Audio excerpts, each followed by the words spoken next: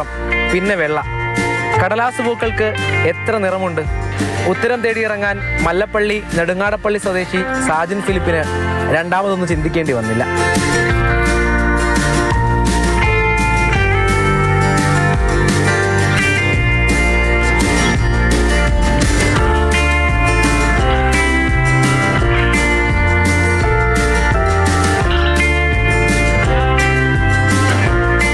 കൗതുകം നിറഞ്ഞ 40 വർഷത്തെ കണ്ടെത്തലുകളിലേക്ക് തിരിഞ്ഞു നോക്കുമ്പോൾ പല നിറങ്ങളിൽ 350 ഇനം ബൊഗെയിൻവില്ല പൂക്കൾ.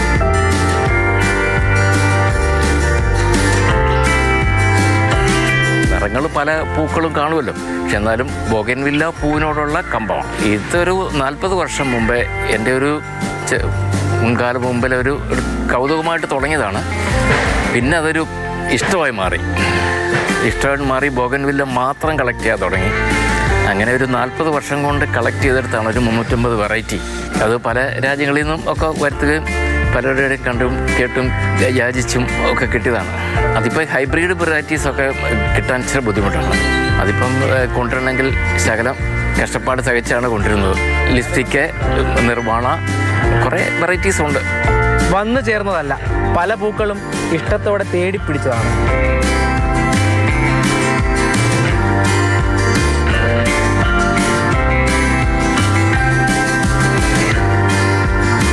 വിൽപ്പനയ്ക്കില്ല എന്ന നിലപാടിൽ ഇപ്പോഴും മാറ്റമില്ല.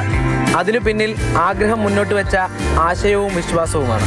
പൂ കൊടുക്കാത്തത് നമ്മൾ വിൽക്കാനായിട്ടല്ല, പൂ കാണാൻ വേണ്ടിയാണ് ഉണ്ടാക്കുന്നത്. ഞാൻ കാണുന്ന തന്നെയല്ല, ആൾക്കാരെ കാണിക്കുന്നതും താല്പര്യമാണ്. ഈ പൂ ഇവിടെ നിന്നാലല്ലേ ഭംഗിയുള്ളൂ. ഇത് ഞാനിത് പറിച്ചു കഴിഞ്ഞാൽ എൻ്റെ ഭംഗി പോയില്ലേ. പൂവിനോട് അത്ര സ്നേഹമാണ്. പൂവൊക്കെ വെച്ച് അതിനെ വളർത്തിക്കൊണ്ടിരുന്ന നമുക്ക് ആരോടും ഒരു പിണക്കോ വിദ്വേഷമോ ഒന്നും വരികയില്ല. നമ്മൾ പൂവിനെ സ്നേഹിക്കണം, ആയുസ് കൂടും.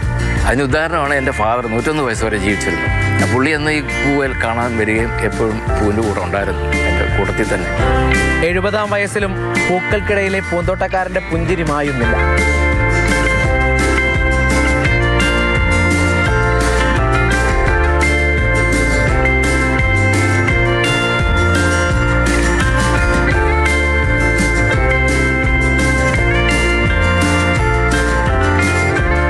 എന്തായാലും ഞാൻ ചേട്ടൻ്റെ സ്വപ്നലോകത്തേക്ക്, സാക്ഷാത്കരിച്ച സ്വപ്നലോകത്തേക്ക് ഇറങ്ങി വന്ന് നിൽക്കുകയാണ്. എന്തായാലും ഇത് ലാഭമില്ലാതെ ചെയ്യുന്ന പരിപാടിയാണെന്ന് ആരും പറയരുത്. കാരണം ലാഭമുണ്ട്, വലിയ സന്തോഷവും പിന്നെ ആയുസ് കൂടുമെന്ന ആ ഒരു വിശ്വാസവും ഒപ്പം ഉണ്ട് എന്നുള്ളത് തന്നെയാണ്, അല്ലേ? അപ്പോൾ ഈ പൂക്കൾക്കിടയിലാണ് ജീവിതം തുടരുന്നത്. പൂക്കളോട് കൂടെയാണ്, പൂക്കൾക്കൊപ്പം ജീവിതം തുടരുകയാണ്. സുധീഷ് തിരുവല്ലയ്ക്കൊപ്പം Rahul G Nath, Mathrubhumi news, Pathanamthitta. Rahul G Nath തന്നെ നമ്മുടെ കൂടെയുണ്ട്. രാഹുലെ, ശരിക്കും ഈ റിപ്പോർട്ടിൽ തുടക്കത്തിൽ പറഞ്ഞപ്പോൾ ഈ ബൊഗെയിൻവില്ല 350ഓളം ഇനങ്ങൾ, അപ്പോൾ അവ പൂത്തു നിൽക്കുന്നത്, അതിനെ പരിപാലിക്കുന്നത് എങ്ങനെയാണ്, ഇത് മാത്രം കളക്ട് ചെയ്യുന്നത് തുടങ്ങി അദ്ദേഹത്തിന്റെ അനുഭവങ്ങൾ ഇങ്ങനെ പറഞ്ഞു പോകും. അത് കാണാനും കേൾക്കാൻ വേണ്ടി ഇരുന്നപ്പോൾ ശരിക്കും അതോടൊപ്പം തന്നെ ചേർത്ത് വെച്ചുകൊണ്ട് അദ്ദേഹത്തിന്റെ ജീവിതം എങ്ങനെയാണ് അതിനോടൊപ്പം ചേർന്ന് പോകുന്നത്, എത്ര വലിയ സമ്പാദ്യമാണ് അദ്ദേഹം ഈ ഒരു ബൊഗെയിൻവില്ല ചെടികളിലൂടെ നേടിയെടുത്തത് എന്നൊക്കെ കേട്ടുകൊണ്ടിരിക്കാൻ പറ്റും. ശരിക്കും നമ്മുടെയൊക്കെ ജീവിതത്തിലേക്ക് പകർത്താൻ പോലും പറ്റുന്ന പല കാര്യങ്ങളും അദ്ദേഹം പറഞ്ഞു തന്നിട്ടുണ്ട്. ശരിക്കും നിറമുള്ളൊരു ജീവിതത്തെക്കുറിച്ച് കൂടിയാണ് അദ്ദേഹം പറഞ്ഞത്.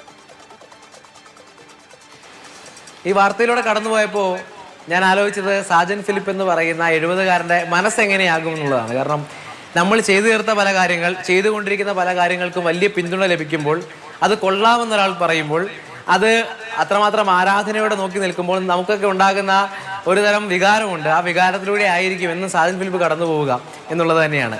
അങ്ങനെ ആ വികാരത്തിലൂടെ കടന്നു പോകാൻ സാജൻ ഫിലിപ്പ് എന്ന ആൾ കടന്നു വന്നത് 40 വർഷത്തെ പ്രയത്നവും സ്വപ്നവും കൊണ്ടാണ്. കാരണം അവിടെ ചെല്ലുമ്പോൾ ആ കടലാസ് പൂക്കളിലെ ബൊഗെയിൻവില്ല പൂക്കൾ അത് പല വെറൈറ്റി ഉണ്ട്.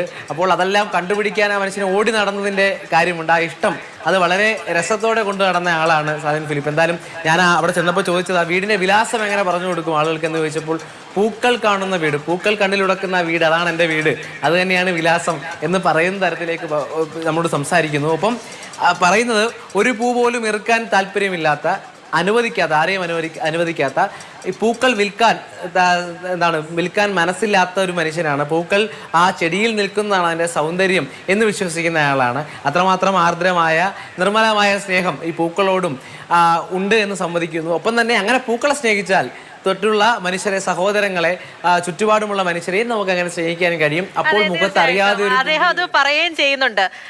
നമ്മൾ ആദ്യം കാണുമ്പോഴേ ചോദിക്കും, ഇതിനെ വിൽക്കുകയോ മറ്റോ ചെയ്യുന്നുണ്ടോ, അങ്ങനെയാണോ, അതിൽ നിന്ന് ലാഭമുണ്ടോ? ലാഭമുണ്ട്, അത് പക്ഷേ ഇവയൊക്കെ വിറ്റുകൊണ്ട് ലഭിക്കുന്നതല്ല. അതിൽ പറയുന്ന പോലെ സന്തോഷമുണ്ടാകും, അദ്ദേഹത്തിന്റെ മനസ്സിലുണ്ടെങ്കിൽ ആയുസ് കൂടും. എൻ്റെ അച്ഛൻ അതിന്റെ വലിയൊരു ഉദാഹരണമാണ് എന്നൊക്കെ പറയുന്നുണ്ട്. അത് കേൾക്കുമ്പോൾ നമ്മൾക്ക് തന്നെ ഒരു ഊർജ്ജം തോന്നുകയാണല്ലേ. അങ്ങനെയാണ് അപ്പോൾ ഒരു നിറമുള്ള ഒരു ജീവിതം, അതാണ് ഏറ്റവും പ്രധാനപ്പെട്ട ഒരു കാര്യം.